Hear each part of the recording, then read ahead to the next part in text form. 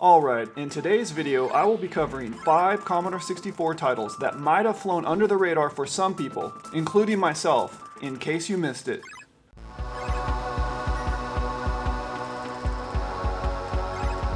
There were a lot of games and projects to choose from, but I decided to narrow it down to 5 for this video. I will have links to expanded gameplay footage and game download links in the description. Before I get started, in case you missed it, I'm sorry to report that Derek Morris has canceled his second Commodore 64 development book. You can download the entire first chapter for free over at his website, www.retrogamedev.com. First up, Game 1, Tomb Chaser, released June 10th, 2019. I included this game since it was written 100% in Commodore BASIC. In the game, your quest is to make it through 10 tombs, fetching a minimum of 6 gems in each tomb before advancing.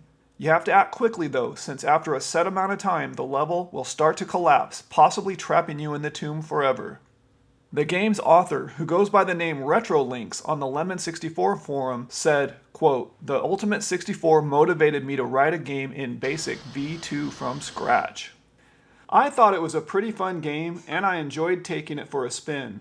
I like the fact that it boasts a title screen which allows you to select a few bonus options, including a kids mode, and you can hit Run Stop to take a look at the program code.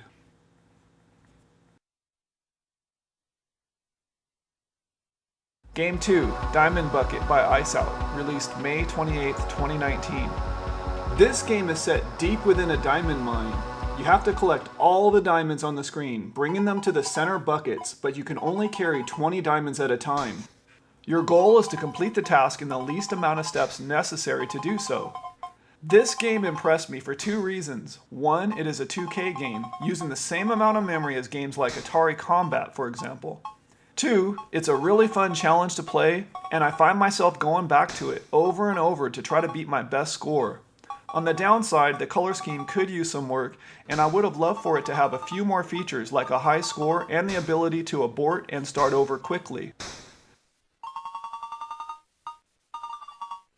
Game 3, Neutron by Sarah Jane Avery, released May 4th, 2019.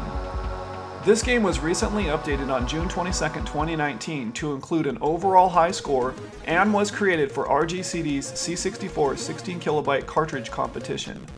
Neutron is a vertical scrolling shoot 'em up. It features 9 challenging stages, weapons upgrades, 18 enemies, mini bosses, and an in-stage boss. The graphics are great. The animations and enemy movements are creative. There is a nice music track that plays quietly in the background, and it's not too overpowering. The game reminds me a lot of Galencia. It's well polished, fast paced, and fun to play. This is a name your price download.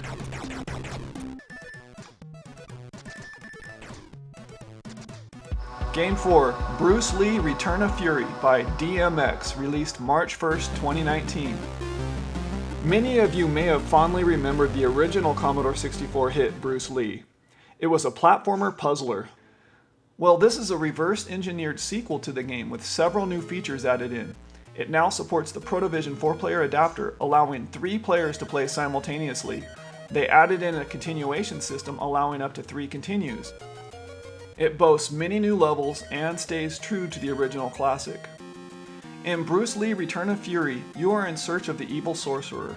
You have to collect the lanterns laid out across the maps while avoiding 2 main baddies, the Black Ninja and Yamo.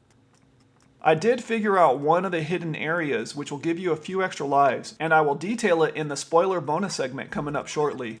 This game is fun and further extends the Bruce Lee universe with a new adventure.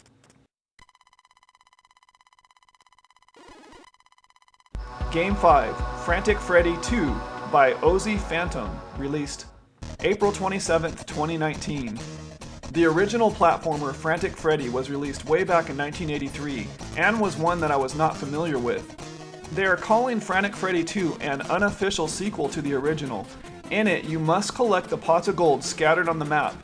There are ladder walls which have to be climbed up and then back down to get to the other side.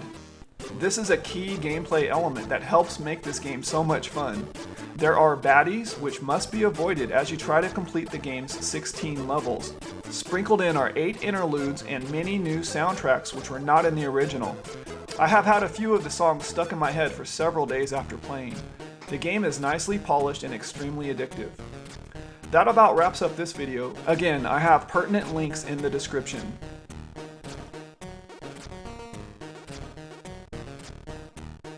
Bruce Lee Return of Fury spoiler.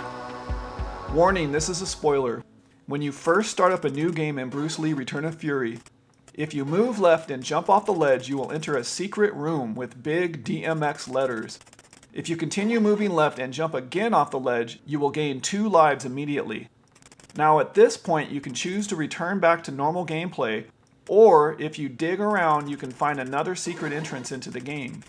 To do this, try jumping up under the letters D or X and keep jumping until you lose a life.